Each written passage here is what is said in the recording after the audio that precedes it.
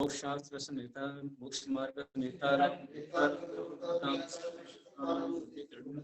सरस्वती नमस्तुभ्यं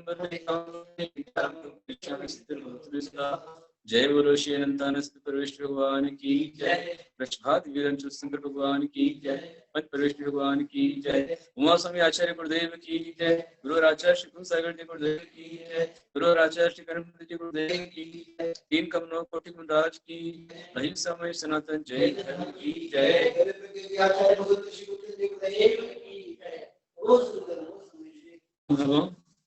हमने कल अध्याय 2 में जन्म और योनि के विषय में समझा।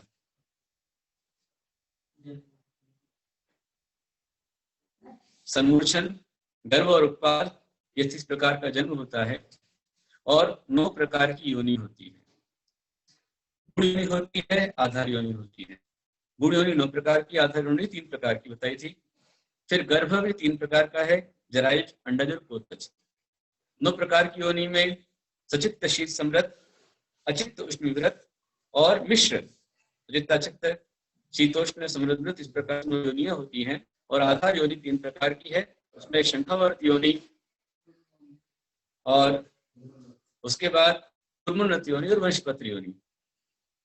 इसके बाद गर्भ हमने समझा कि जरायुज, अंडज और पोतज, इस प्रकार से गर्भजन्म 3 प्रकार का होता है। और देवनाथियों का उत्पाद जन्म होता है, जो शेष बच्चे उनको समुचने में होता है। इसके पश्चात अब हम देखते हैं आगे सूत्र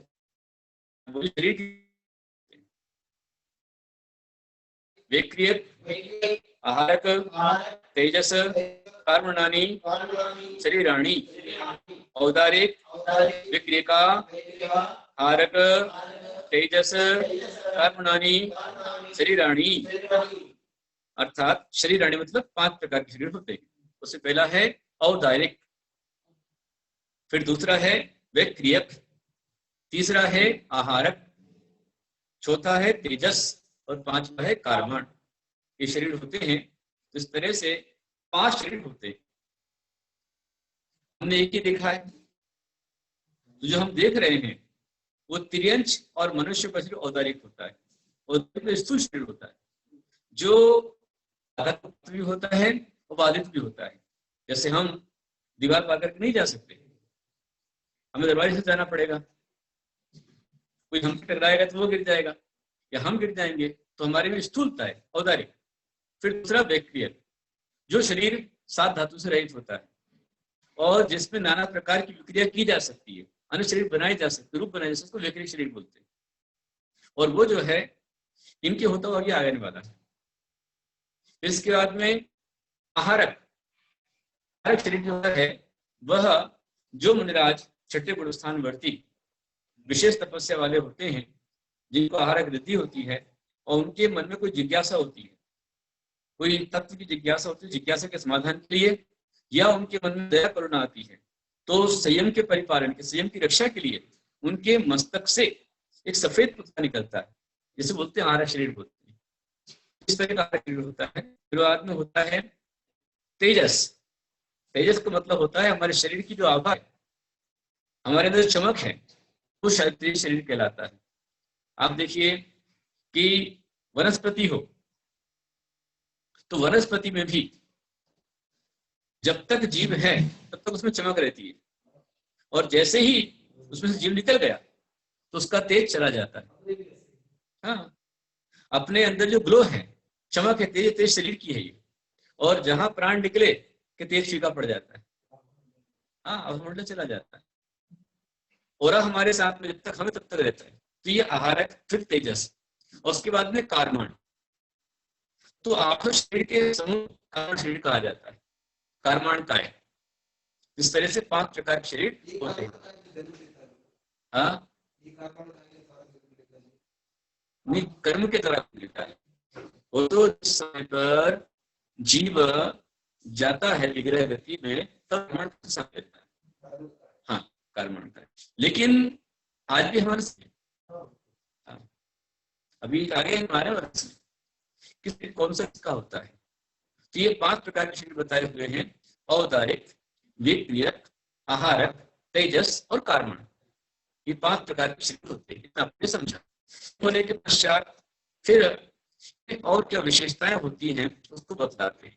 कौन कितना सूक्ष्म है, कौन सा कितना बड़ा है।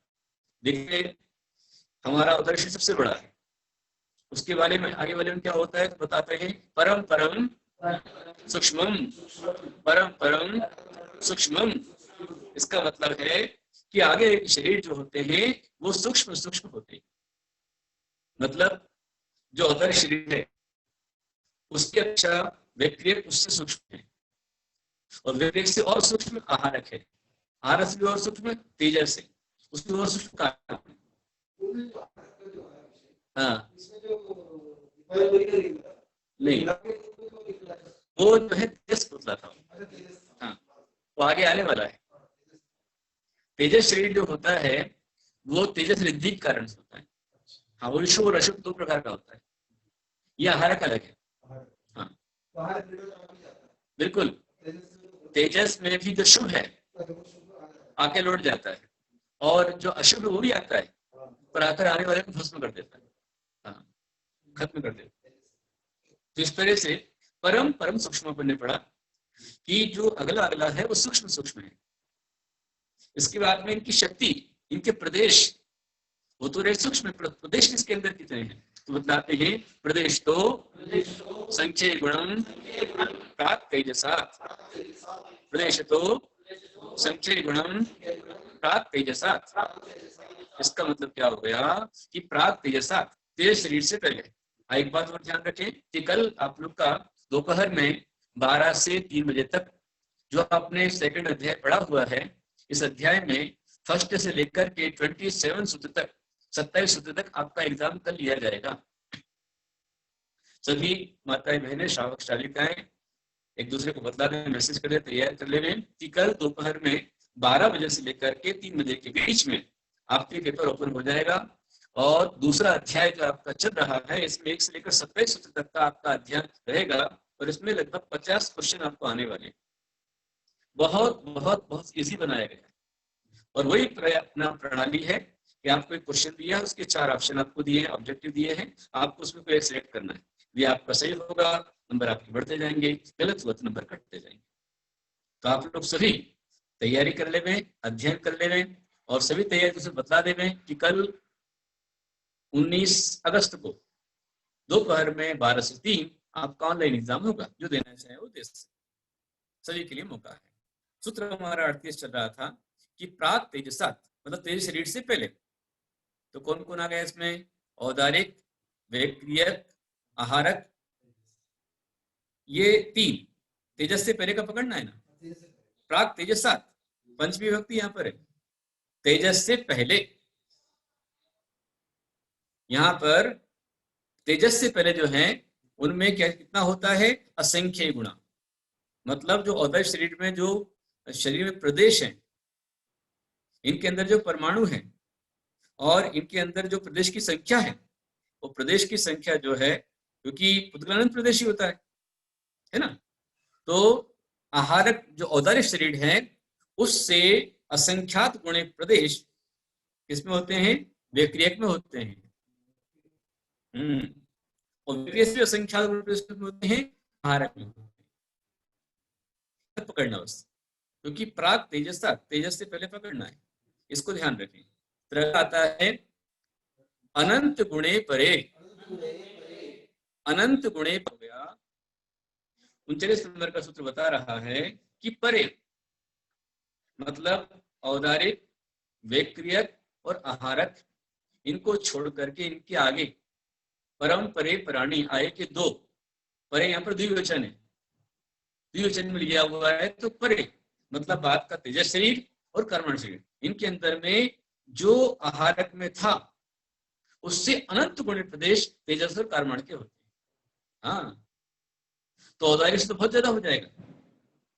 औदय शरीर में जितने प्रदेश हैं, औदारिक मतलब त्रियंचर और मनुष्यों का जो शरीर है उसमें जितने प्रदेश हैं उससे अनंत गुणे प्रदेश के असंख्यात गुण किसमें होते हैं?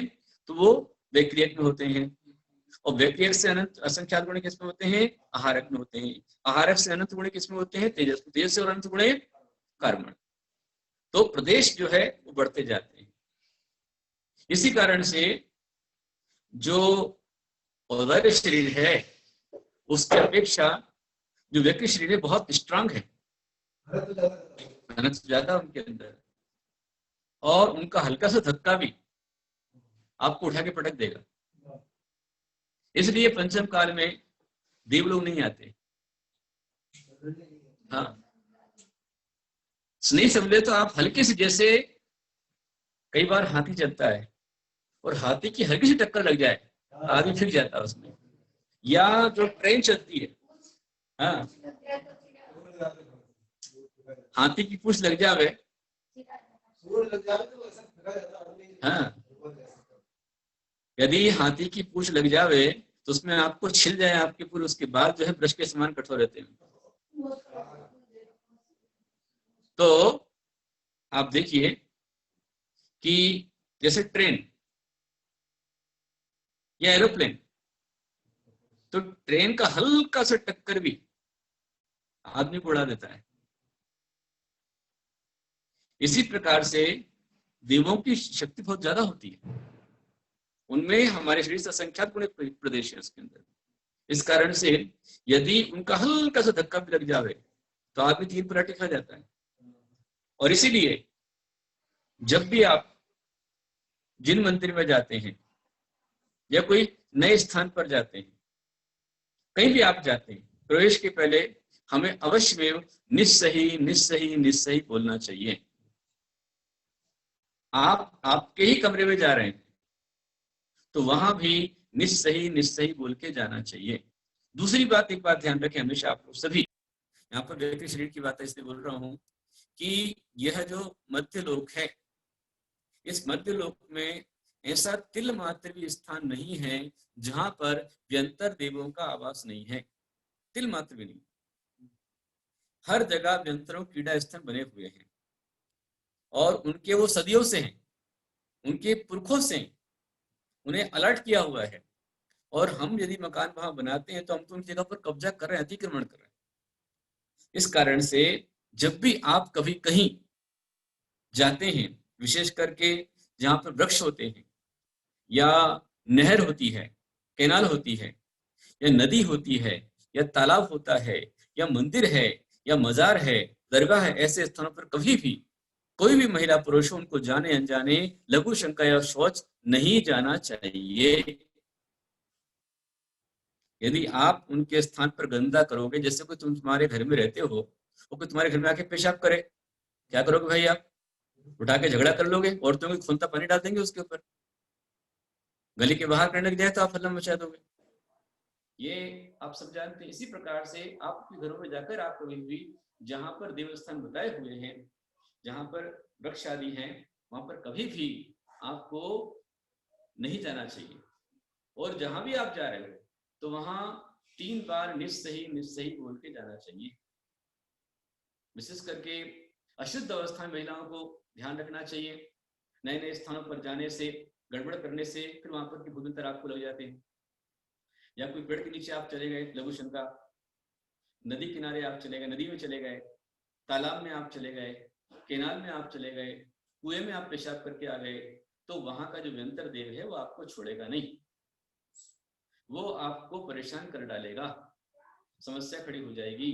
ऐसे ही जो सुना स्थान है, जैसे खंडर, कोई स्कूल है, कोई मंदिर है, तो वहां पर भी लघु शंका शौच जहां तक को नहीं जाना चाहिए। और एकांत समय में आप जाते हो जहां पर, वहां पर भी निस्सही निस्सही बोल के जाना चाहिए। ऐसा नहीं है कि आप अकेले मंदिर में ही निस्सही निस्सही बोले। निस्सही का संकेत ये होता है कि मैं आपके स्थान पर आ रहा हूं, आपकी अनुमति ले रहा हूं, उनसे अनुमति लेने का भाव होता है। तो इस कारण से कहीं भी हम जाते हैं, मैंने कई लोगों को बताया हुआ है, और ये विषय मूलाचार में हम साधुओं के लिए आया हुआ है, समाचार विधि में आया हुआ है कि आप किसी भी नए स्थान पर जाते हो, जैसे हम लोग रोज सुबह शाम विहार करते हैं, हम कहीं पर स्कूल में गए, पहली बार हम जा रहे हैं वहां पर, तो निश्चय निश्चय बोल के आप जाइए। चौके में आहार करने समझ जाता है, बोलता नहीं है, लेकिन मन ही मन निश्चय निश्चय उसका अवश्य बोलना चाहिए। भले से आपका परिचित स्थान है, आप रोज वहां जाते, तो भी जब भी आपको लघु शंका जाना है तो निश्चय ही बोल के जाना चाहिए। शोच जा रहे तो निश्चय ही बोल के जाना चाहिए, इससे आपको समस्याएं नहीं आती, वरना बहुत बड़ी समस्या आ जाती है। मैंने देखा है, हम लोग आचार्य श्री गुरुदेव के साथ में हमारे गुरुदेव आचार्य कुंसार गुरुदेव के साथ में हम लोग जब 1992 में रोहतक चतुर्मास 91 में करके रोहतक से हम लोग रेवाड़ी आए और रेवाड़ी से विहार करते हुए जयपुर में आए और जयपुर में चुलगिरी खानिया जी में हम लोग पहाड़ पर दर्शन करने के लिए, और वहाँ हमारे जो डॉक्टर महाराज थे आचार्य श्री कल्पशुद्ध नंदी जी, वो डॉक्टर महाराज अचानक जो है वेदी पर चढ़े और खिक गए और उनको चक्कर से आ गए जब कोई भी नहीं था वहां पर। तो पूछा ऐसा क्यों हुआ, क्लास में पूछा, तो हमारे जो शिक्षा गुरु हैं आचार्य श्री कनिष्ठानंद जी और दीक्षा गुरु आचार्य कुंसार, उन्होंने पूछा कि आप वहां गए थे, आपने निश्चय निश्चय बोला था? उन्होंने नहीं बोला। आप मंदिर वेदी पे आप जा रहे हो, भगवान के चरणों को छूने आप जा रहे हो और निश्चय ही बोले बिना भी आप चले जाओगे तो आप परेशानी में आ जाओगे। ये हमेशा ध्यान रखना चाहिए। कहीं भी आप जाते हैं तो निस्सही नए स्थान पर बोलना ही चाहिए। मैं 92 में निवाई में थे हम लोग चतुर्मास के लिए 1992 में, और मेरा एक भक्त था, वो जयपुर जा रहा था निवाई से, तो मैंने उसको बताया कि जब भी तू जाए बस में तो निश्चय बोल के जा, और वो निश्चय बोल कर गया उस बस के अंदर में, और बस आगे टकराई। टकराने पर उसके आगे जो बैठे थे उनके सिर को चोट आई, उनके पीछे जो बैठे थे उनको फ्रैक्चर हुआ और वो बच गए, जबकि बीच में था। तो निश्चय का ये बहुत बड़ा लाभ होता है, अपनी सुरक्षा हो जाती है। विशेष करके माताओं को, महिलाओं को अशुद्ध समय के अंदर में, कभी भी अशुद्ध अवस्था के अंदर में भूल करके भी कभी अपने देव स्थान को, जिन मंदिर कोई अपनी रथ यात्रा निकल रही हो, शोभा यात्रा निकल रही हो, अथवा अपने घर के सामने से दिगंबर मुनि जा रहे हो, आरिका माता जा रही हो, पिशीधारी जा रहे हो, तो अशुद्ध अवस्था में किसी महिला को भूल करके भी नहीं देखना चाहिए। यदि आप, क्योंकि जितने भी साधु आचार्य मुनि हैं वे सभी निरंतर व्रत का पालन करते हैं, ब्रह्मचर्य का पालन करते हैं और साथ में मंत्र जाप करते हैं, तो हमारे सबके अपने अपने रक्षक देव होते हैं। जैसे ही आप मुनि दीक्षा लेते हैं तो आप संरक्षण में आ जाते हैं, लेकिन ध्यान रखना, साथ में पुण्य और पाप भी काम करता है। एक सामान्य कथन कर रहा हूं, तो जब भी आप जाप करते हैं, विधान करते हैं, पूजन करते हैं, तो ऊर्जा आपके साथ में होती है, और यदि आप उस समय पर अशुद्ध अवस्था में किसी मुनि को देखती हैं, आरिका माता जी को देखती हैं, तो उससे आपको ही परेशानी आ सकती है। जैसे कचनेर में जिस अशुद्ध महिला ने करीब 300 साल पहले भगवान पार्श्वनाथ की प्रतिमा के दर्शन किए, तो दर्शन करते ही मूर्ति खंडित हो गई और महिला अंधी हो गई। वाले तो बहुत पश्चाताप किया, प्रायश्चित किया, क्षमा मांगी, तब जाकर के भगवान अखंडित भी हुए ये चक्कर में रखने पर, और भगवान से ही ज्योति निकली और वो महिला को ज्योति आ गई, नेत्र आ गए, तो भगवान तो खंडित हो गए। इसलिए अशुद्ध अवस्था महिलाओं को, क्योंकि देवी देवता का प्रकरण चल रहा है, इसमें आपसे बात कर रहा हूं, ये आप ध्यान रखें। गौशाला के अंदर भी आपको जाकर गंदा नहीं करना चाहिए। किसी का भी स्थान हो, जो शुद्धि का स्थान है वहीं पर ही आप जाइए, हर जगह जाकर अशुद्धि ना फैलाइए। तो इस तरह से शरीर का विषय चल रहा था, इसलिए मैं आपको बता रहा था। देखिए आप गौशाला आप देख ले, फिर से दिखा दे मुक्ति भैया, वहां पर धर्म तीर्थ क्षेत्र में ये गायें सारी हैं जिनको आज सभी को सजाया गया है, इनको सभी नए नए इनको आभूषण वगैरह जो इनके होते हैं जानवरों को पहनाए गए हैं, और वहां पर इनके लिए चारे की व्यवस्था की गई है, और अभी इनके लिए स्पेशल नया शेड और बनाया गया है यहाँ पर, जो आप देख सकते हैं। ललित भैया दिखा दें आप उनको, देखें आप ये पूरा नया अभी जो है इनकी गायों के बैठने के लिए, आराम से इनका गोमूत्र निकल जावे, उनको चारे की व्यवस्था रहे, ऐसा पूरा शेड ये अभी पूरा बनाया गया है यहाँ पर, और बीच में भी कोई भी आराम से जाकर के दर्शन कर सकता है। ये सारी व्यवस्थाएं आज लॉकडाउन होने पर भी उन जीवों की रक्षा के लिए हो रही हैं, और जिन जिन महान भावों ने आज गौग्रास में दान दिया है, चारा दिया है, उनकी ओर से चारा भी हुआ है, और साथ में इस गौशाला के निर्माण में भी उनका द्रव्य विशेष जो है इसमें लगाया जा रहा है। उनको पूरी गौशाला बनाने का महान पुण्य रहेगा। हमारे परम भक्त श्री धर्मचंद जी पाटनी परिवार औरंगाबाद से। अच्छा, आवाज बहुत कम आ रही है आपको? संतोष भी आवाज नहीं आ रही क्या हमारी? आ रही है गुरुदेव, आ रही है, आ रही है गुरुदेव, आवाज आ रही है? जी गुरुदेव। मुझे आपकी आवाज क्यों नहीं आ रही लेकिन? जी गुरुदेव, नमोस्तु बेटी आपकी आवाज है, इस तरह का व्यवस्था करो, है ना?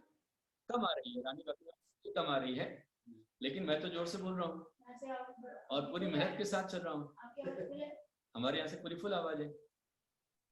और भी आप लोग कुछ कर सकते हो तो कर दीजिए इसके अंदर में। मिंटी भैया कुछ भी हो सकता हो तो आप देख ले, जिस तरह से आवाज बढ़ जाए, सभी को सुनने मिल जाए। तो मैं आपसे कह रहा था कि गौशाला आज आप देख रहे हैं पुला है, और पुला में उन गायों के लिए जंगल में स्पेशल व्यवस्था उनके लिए की गई है। तो आप सही महानुभाव जिन जिन ने योगदान दिया है उनको गोग्रास देने का एक पुण्य मिलेगा। तिरंची पर्याय से दुखों से आपको मुक्ति मिलेगी, कल्याण आपका होगा, ये आपको विशेष फल प्राप्त होने वाला है।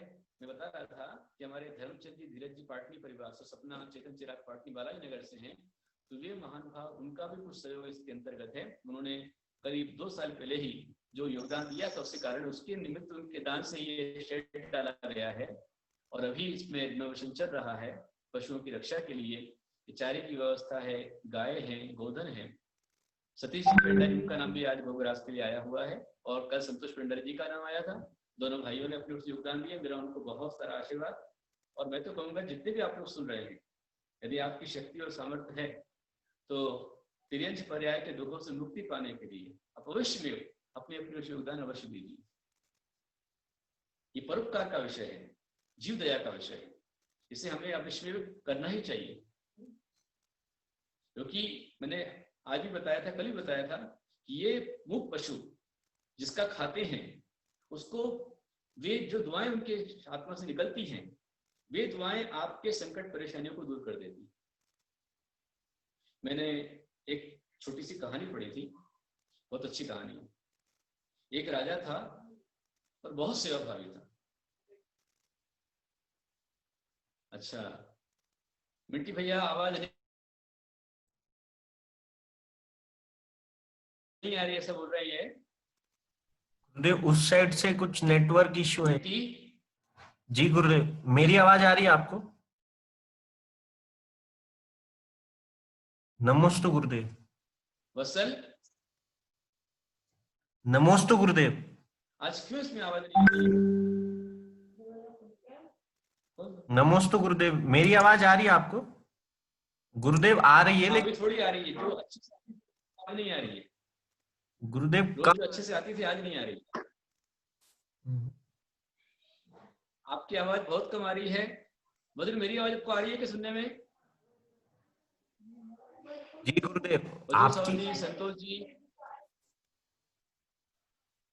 आवाज कम आ रही है। बदल भैया बोल रहे हैं ऐसा अभी, पर ये मैं समझता हूँ कि शायद टेक्निकल प्रॉब्लम थी।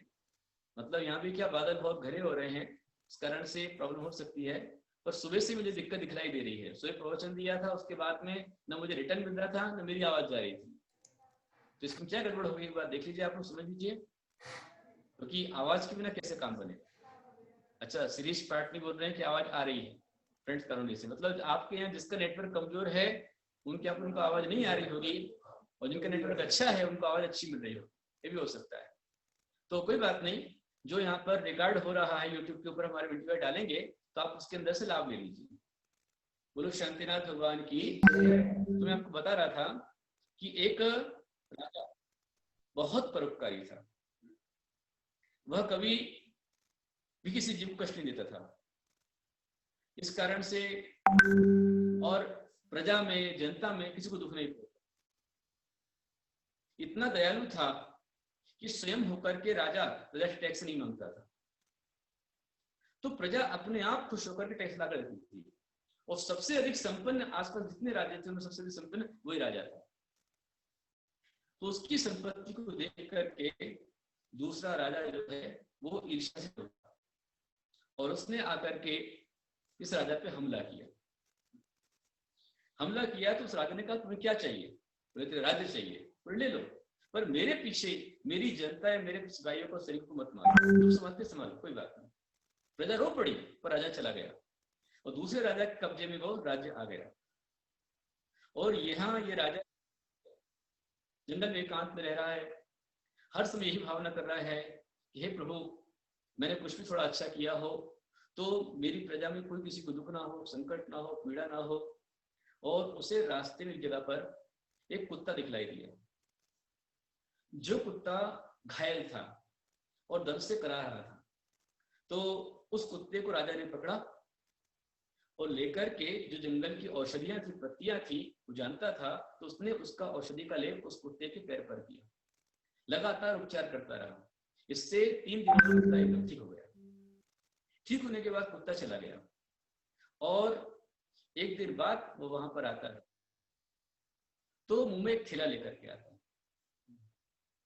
और थैला उस राजा के सामने रख देता है। राजा वो थैला देखता है तो उसके अंदर, थैले के अंदर से उसे कई, मतलब एक एक रत्न, जो अरबों अनंतों रुपए की कीमत जिसकी हो, ऐसी कीमती रत्न उसको प्राप्त हुई। उन रत्नों के माध्यम से उस राजा ने उसी जंगल में एक नया राज्य खड़ा कर दिया। वो जितना बड़ा राज्य था उससे बड़ा राज्य यहाँ बना दिया। और जैसे उसकी प्रजा को मालूम पड़ा कि हमारे राजा सामने नया राज्य बना है, सारी प्रजा आराम से जाकर के उस राज्य में रहने लगे। ये पूरा राज्य खाली हो गया, अधिक संपन्न, अधिक सुखी, प्रभावशाली। जैसे आपने देखा होगा, हरिवंश पुराण में आता है कि नारायण कृष्ण जो मथुरा में थे, कंस को मारकर मथुरा में रहे और जरासंध ने उनके ऊपर हमला किया। तो कृष्ण जी ने और उनके भाई बलराम ने उस जरासंध को हरा दिया, पर जीवित छोड़ दिया। 17 बार कृष्ण जी ने जरासंध को हराया और छोड़ दिया। आखिर में जब बार बार युद्ध से प्रजा परेशान होने लग गई, तो प्रजा को दुख ना हो, इस हेतु स्वयं नारायण कृष्ण और बलराम और भगवान नेमिनाथ, ये पूरा जो यदुवंशी थे, ये सब के सब मथुरा से निकल करके द्वारिका चले गए, गुजरात में। और द्वारिका में देवों ने उनके पूर्ण समझ के बीच में पूरी द्वारका नगरी बसा दी, गुजरात के अंदर। तो जो सज्जन राजा होते हैं वो जीव दया को रखते हैं, हिंसा से बचते हैं। तो इस राजा ने दया की, कुत्ते को अच्छा किया, कुत्ते का भला किया, तो कुत्ते ने उसका भला कर दिया। जब इतनी संपत्ति उसके पास आ गई तो उस राजा ने फिर आकर के पूछा कि भाई, मैंने तुमको हरा दिया था, फिर तुम्हारे पास इतना क्या? तो उसने सारी सरलता से बता दिया कि भाई, मुझे एक जंगल में एक कुत्ता मिला था, घायल था वो, तो मैंने उसको मलम पट्टी की उसका उपचार किया, उसने खुश होकर लाकर मुझे थैली दी, ये रत्न मिले, उससे मेरा राज्य बन गया। तो वह राजा भी अब जंगल में गया और कुत्ते को ढूंढा उसने।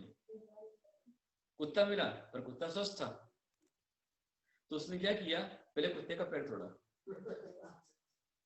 और कुत्ते के पैर में चोट पहुंचा करके फिर उसने उसको मलम पट्टी की, दवाई की औषधि लगाई। कुत्ता 2 दिन में ठीक हो गया और कुत्ता चला गया। फिर वापस 2 दिन बाद कुत्ता आया और उस राजा के पास में एक थैला दिया, और जैसे ही राजा ने उस थैले को खोला, खोलते के साथ में ही उसके अंदर से कोबरा सांप निकला और राजा को डस दिया। राजा वहीं खत्म हो गया। महान भगवान, तिर्यंश प्राणी, उनकी स्मरण शक्ति बहुत शार्प होती है। यदि आप उनको दुत्कारते हैं, फटकार तिरस्कार करते हैं, तो उनकी, आपकी प्रिंट उनकी आंखों में बन जाती है और वे कुछ करे ना करे, लेकिन उनकी बद्दुआ और आपका जो बांधा अशुभ कर्म भयंकर कष्ट और पीड़ा देता है। इसलिए कभी किसी को दुत्कारें नहीं, तिरस्कार ना करें। हाँ, लेकिन एक बात की भी ध्यान रखें कि अपने घर में कभी भूल करके भी मांसाहारी पशु को पालन ना करें। जो बाहर घूम रहे हैं, कुत्ते भटक रहे आवारे से, आप उनको कुछ खिला देंगे चलेगा, पर अपने घर में कुत्ता, बिल्ली आदि शाकाहारी पशु कभी भी नहीं पालना चाहिए, ऐसा हमारे आचार्य स्पष्ट कहते हैं।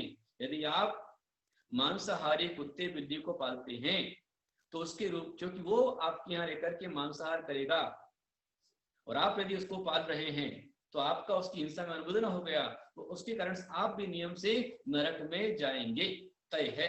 हाँ, दुर्गति आपकी हो जाएगी।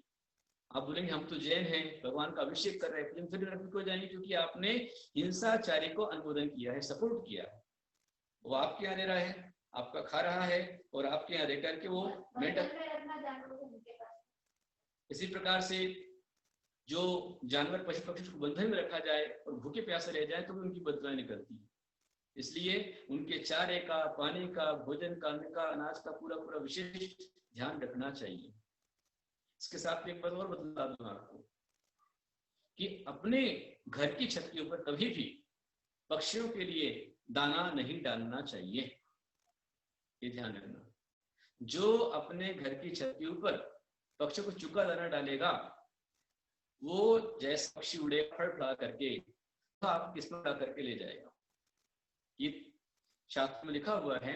दूसरा इसके भी पीछे कारण बनता है, आपने दाना डाल दिया और बेचारा वो पक्षी कबूतर आदि चुगा दाना चुग रहा है, उसमें मगन है, तो इतने में अचानक ऊपर से बिल्ली आकर उस पर हमला करती है और उसको मार डालती है, तो आपको इसका भयानक पाप लगेगा। हमारे भैया ने पूछा है कि मोर भी सांप खाता है तो पीछे क्यों बनती है? मोर सांप खाता है, सही बात है, मोर सबको मार डालता है, ये भी सही बात है, फिर इसकी पीछे क्यों बनती है? उसका कारण ये है कि मोर पंख की जो पीछी है, जो मोर है वो स्वयं अपने पंख को छोड़ देता है और मोर को मारकर पंख नहीं लिए जाते। रेखा जी ने रोहतक प्रश्न किया है, तो हम मोर को पाल नहीं रहे हैं या सांप को नहीं पाल रहे हैं, लेकिन आचार्य ने आज्ञा दी है कि जो पीछी होती है मोर पंख की, उसमें 5 गुण होते हैं। उसको उसके अंदर में वो पीछी जो है वो धूल को नहीं पकड़ती है, वो पसीने को नहीं पकड़ती है और वो हल्की होती है, मुलायम होती है और जीव दया के लिए काम में आती है।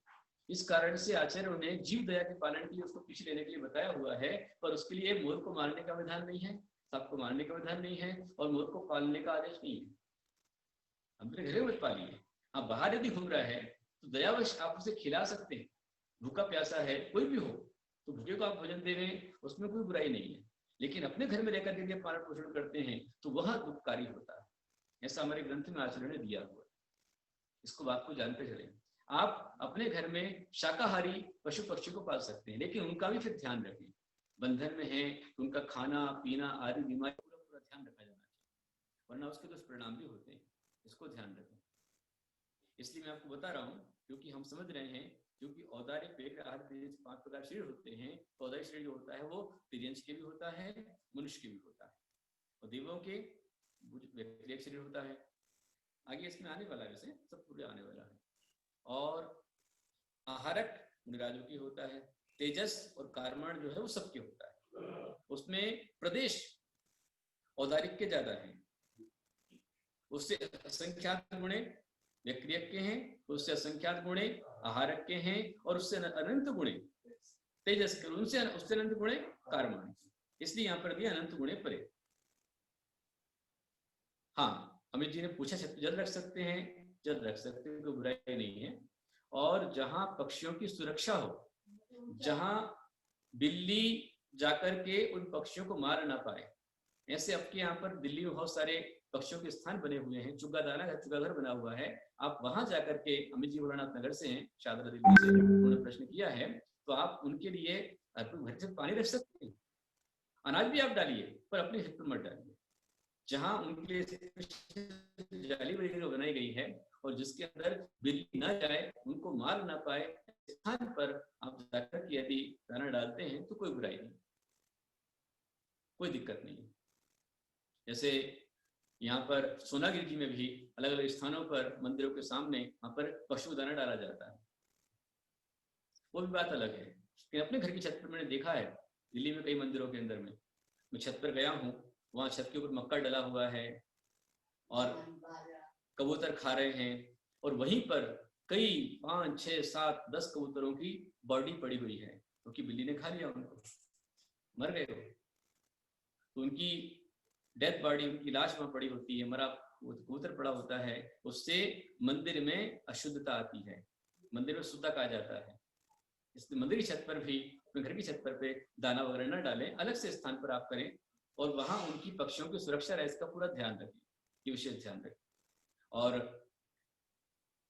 तिर्यंच के दुखों से मुक्ति पाने के लिए, अपने संकट के निवारण के लिए यदि हमारी शक्ति है तो मैं पुनः आह्वान करूंगा कि आज नहीं, कल नहीं, पर जब भी आपकी अनुकूलता बैठती है, आप कम से कम महीने में 1 बार 2 बार जैसी अनुकूलता बैठे अपनी ओर से।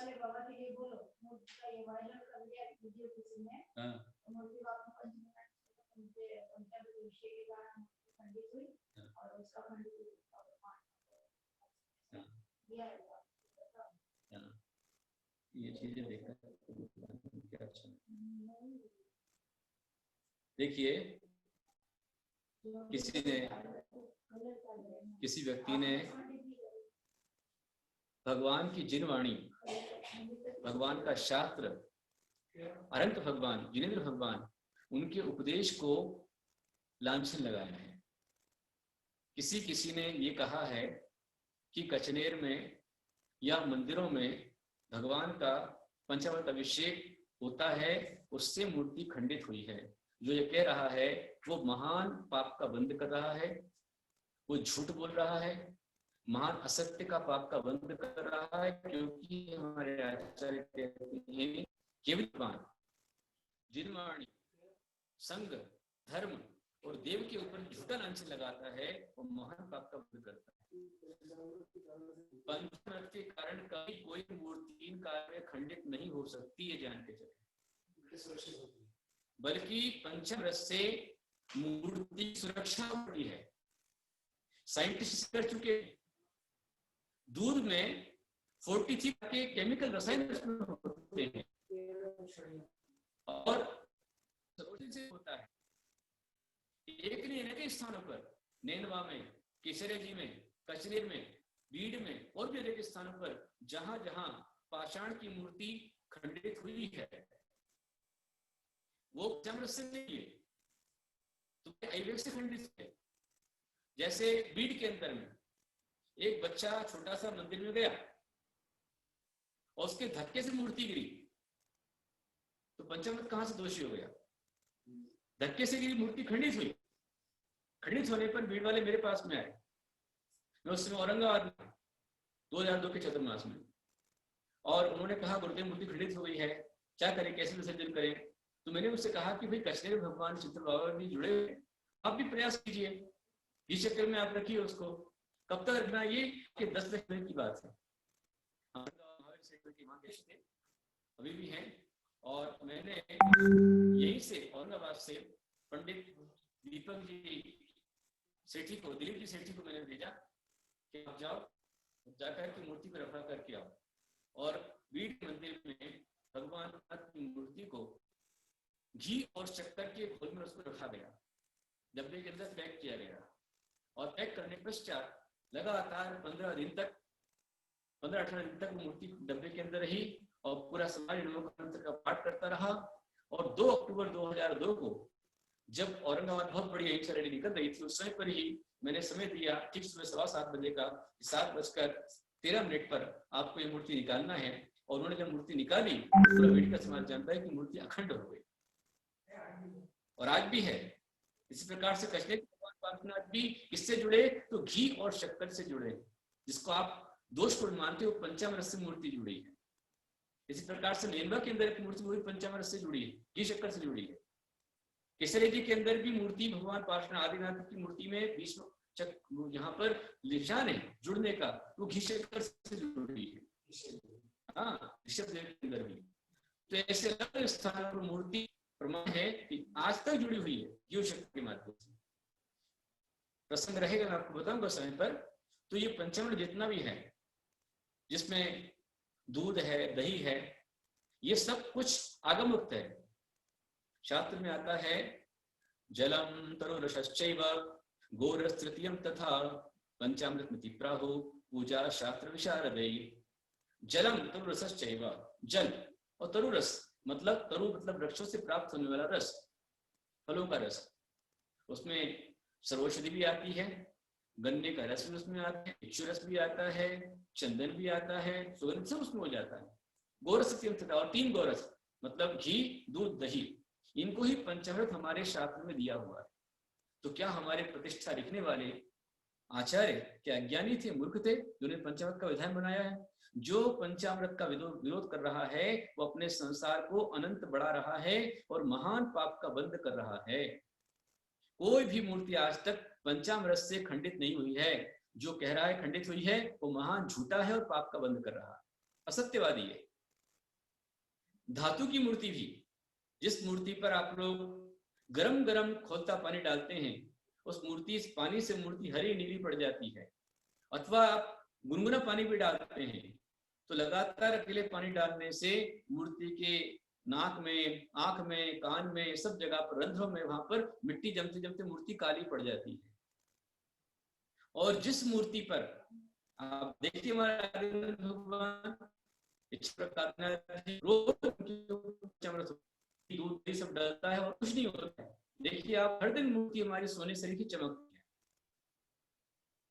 पंचामृत से मूर्ति में चमक आती है। जो करते हैं वो देखते हैं, और जिसने देखा ही नहीं, जिसने किया ही नहीं है, वो झूठी बातें करके निंदा करते हैं, वो कर्म बंद कर रहे हैं। लेकिन हम सही रास्ते पर चलें। मैं आपको सही रास्ता बता रहा हूँ, अहिंसा का रास्ता बता रहा हूँ, मोक्ष का मार्ग आपको बता रहा हूँ। आपको काम नीचे ना आपको काम, जैसा आप चाहें। तो आप सभी इसको समझ करके चलें। और यदि हम, फिर कहना चाहूंगा कि अपने दुखों से मुक्ति पाना चाहते हैं तो अवश्य में हम पापदान और करुणादान जीव करते रहे। आज इसलिए मैं मौका देता हूँ जैसे और कोई महान भाव जिसका अभी तक दान नहीं हो पाया हो और आपकी शक्ति सामर्थ्य करना चाहें तो आप अपना नाम चैट बॉक्स लिख सकते हैं, हो जाएगी। कल भी हमारे संतोष पंडारी ने नाम दिया था बहुराज के लिए, और सतीश पंडारी का नाम दिया बहुराज के लिए। मैं दोनों भाइयों को बहुत सारा आशीर्वाद देता हूँ। इसी प्रकार से सुबह भी लगभग 13-14 परिवारों ने, कल डॉक्टर रीता धामी ने नाम दिया था और आज उनके पति शिव कुमार धामी जी का भी नाम बहुत सारे गुरुराज के लिए आया हुआ है। मेरा उनको बहुत सारा आशीर्वाद। ऐसे काफी लोगों ने अपने अपने नाम दिए थे, तो अपने नाम भी देना चाहे वो, लेकिन इतने में अर्थात छोटी सी पुण्य का संचय करते हैं, इतने 100 आहार दान कार्यक्रम में दान करती हैं। भावना आशीर्वाद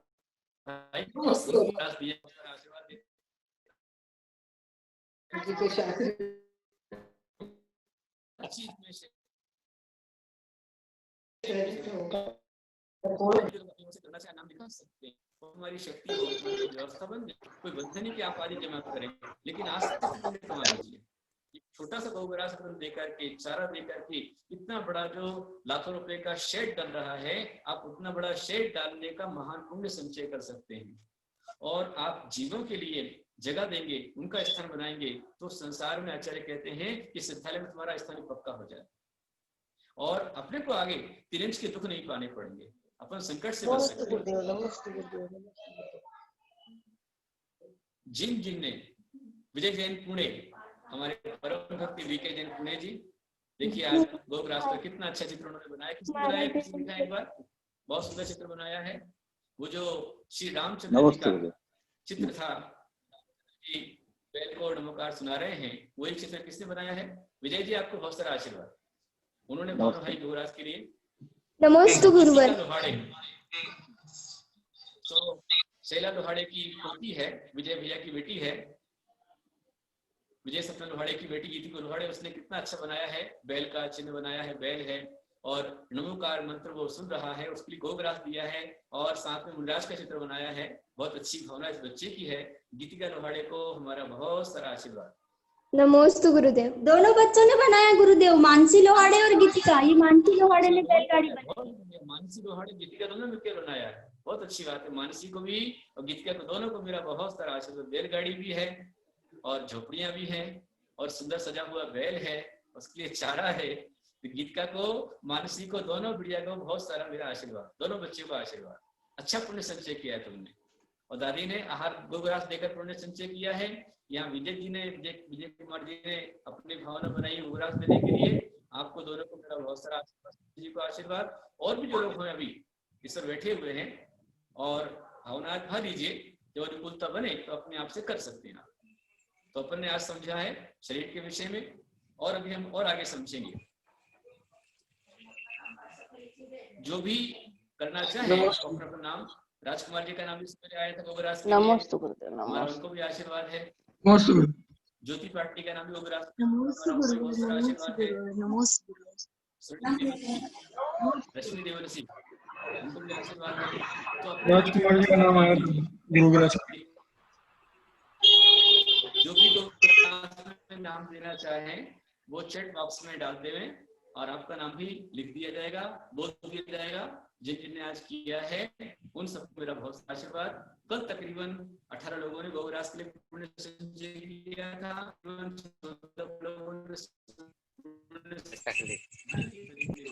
सबको मेरा बहुत सारा आशीर्वाद।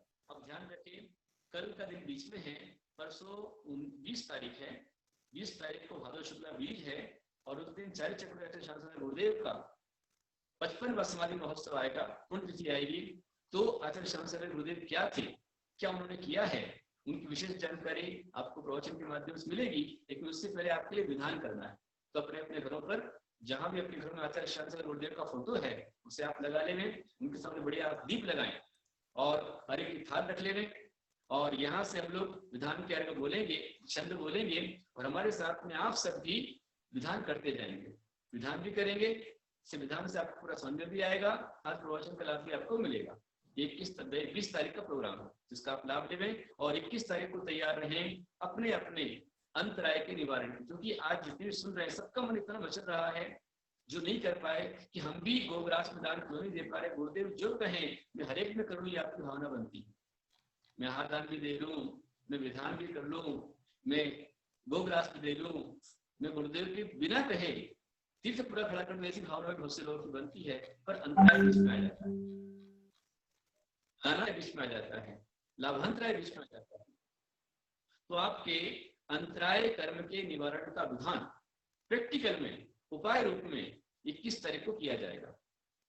तो अभी से आप 21 तारीख के विधान की आप तैयारी कर लेंगे, उस क्योंकि उसमें 80 शायद अभी जिनको उस दिन का अपनी ओर से अभिषेक शांति करनी है। सौधन मंदिर का नाम आ चुका है, हमारे अमित जैन, सुनिधि जैन परिवार, सुमित निकुंज जैन परिवार हैदराबाद बाराबंकी से, उनके परिवार के द्वारा मुख्य दान रहेगा। और गुप्त दान में भी केंद्र का नाम आया हुआ है, जिन्होंने गुप्त दान अपनी ओर से इंसान का नाम दिया है उनको मेरा बहुत सारा आशीर्वाद। तो आप सभी पुण्य का संचय करें, और 21 तारीख को बैठ करके आपको यदि सूतक भी लगा है, वृद्धि भी आपको आई है, तो आप सिर्फ बैठ करके भी आप आराम से पूजन का लाभ ले सकते हैं। मोबाइल पर आपकी विधान रहेगा, पूजन रहेगी, आप उससे पढ़ सकते हैं, लेकिन सामग्री आप न चढ़ावें, इसका ध्यान रखें। और सूतक नहीं है, वृद्धि नहीं है, पातक नहीं, आप शुद्ध हैं, तो स्नान करके शुद्ध कपड़ों में आप आचार्य शासन का विधान कीजिए। फिर 21 तारीख को निकाल चौबीसी का विधान आप कीजिए, और विधान करके अपने अंतराय का निवारण कीजिए, संकट बाधाओं से आप बचिए। अभी ये गौशाला आप देख रहे हैं, आपको दिखाई जा रही है बार बार, इसका निर्माण चल रहा है। तो इसमें जो भी आप 11 से 1100 रुपये दे रहे हैं, ये गायों के लिए चारे को भी जा रहा है और शेड के निर्माण भी चल रहा है। तो दोनों पुण्य आपको मिलेंगे, इससे अपना ही अंतराय का निवारण होगा, संकट का निवारण होगा। आपने मनोयोग से मुझको सुना, लाभ लिया, आपको बहुत सारा आशीर्वाद। कल दोपहर में 12 बजे ध्यान रखें, कल दोपहर को 12 से 3 ऑनलाइन आपके पास पेपर आ जाएगा, और उसमें जो आपको सारा बताया हुआ है मिंटी भैया आपको बता देंगे। मिंटी भैया नमस्ते गुरुदेव। किस तरह एग्जाम लेंगे फिर से बता देंगे। ये पहले तो बताया था आपने, सभी ने समझ लिया है। आपको अपना नाम डालना है, मोबाइल नंबर डालना है, ईमेल आईडी आपको डालना है, एज आपको डालनी है, आप मेल या फीमेल है ये आपको डालना है, जेंडर डालना है, उसके बाद आपको खुलता जाएगा। पता पेपर है, हर एक 10 की बात में अगला अगला पेज खुलता जाएगा, आप उसे क्लीन करते जाइए, आगे बढ़ते जाइए, ये आपको मिलेगा, उसका आप लाभ लीजिए। जी नमस्ते गुरुदेव। नमस्ते। कोई सूचना देनी हो तो आप बता दें। बोलो मां स्वामी आचार्य गुरुदेव की जय। जैसा कि अभी गुरुदेव ने बताया, कल 12 से 3 हमारा एग्जाम होगा, और उसके रूल्स एवं प्रोसीजर पूरा सेम ही रहेगा जैसे हमने पहले एग्जाम दिया था। और ये एग्जाम करेक्ट, उसका जो एग्जाम का लिंक है वो 12 बजे शुरू हो जाएगा और 3 बजे वो लिंक जो है बंद कर दिया जाएगा। और ऐसे ही हमने आपको पर्यूषण पर्व के लिए गूगल फॉर्म दिया है, उसको भी आप फिल कर दीजिए, क्योंकि अभी हमारे पास 100 लोगों के मतलब तकरीबन रेस्पॉन्सेज आ चुके हैं। तो हम चाहते हैं कि यदि आप जल्द से जल्द वो फॉर्म को भरें तो उसमें हम आपको फर्स्ट प्रायोरिटी दे देंगे, क्योंकि जो हमारे पास जूम का लिमिट है वो 500 लोगों तक का ही लिमिट है। तो आप जितनी जल्दी से जल्द फॉर्म भरेंगे उतनी जल्दी हम आगे की जो हमारी जो कार्यक्रम है उसको बना सकेंगे, क्योंकि 23 तारीख से हमारा पर्यूषण पर्व शुरू होने वाला है। तो जो भी लोग वो फॉर्म भरते हैं वो जल्दी से फॉर्म भर दीजिए। उसके बाद एक व्हाट्सएप ग्रुप बनाया जाएगा, तो उसमें जो भी रोज के कार्यक्रम होंगे वो आपको हम बता देंगे। और ऐसे ही 21 तारीख को चंदन षष्ठी विधान किया जाएगा, और चंदन षष्ठी विधान में सुबह 7 बजे से धर्मतीर्थ पर पूरे कार्यक्रम शुरू होंगे, जिसका फोल्डर भी हमने सब ग्रुप में डाल दिया है। और सभी को जय जिनेन्द्र। मैंने सबके माइक अनम्यूट कर दिए है। आप गुरुदेव को नमोस्तु। नमोस्तु गुरुदेव। नमोस्तु आचार्य भगवान। नमोस्तु गुरुदेव। नमोस्तु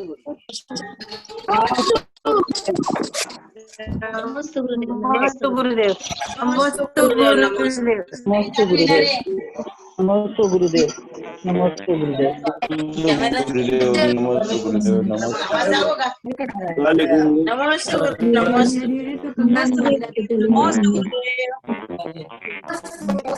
गुरुदेव नमोस्तु गुरुदेव। नमोस्तु मुनिश्री, नमोस्तु मुनिश्री। वंदामि माताजी, वंदामि माताजी। नमोस्तु गुरुदेव। सभी को धर्मतीर्थ भक्त परिवार की ओर से जय जय माता जी। स्वामी माता।